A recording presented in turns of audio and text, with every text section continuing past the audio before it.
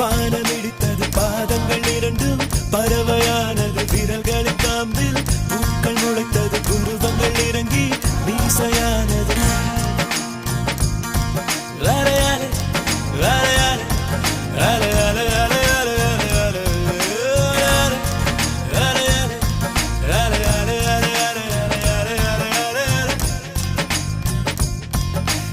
ஆனந்த கண்ணீர் மொண்டு குளித்தேன்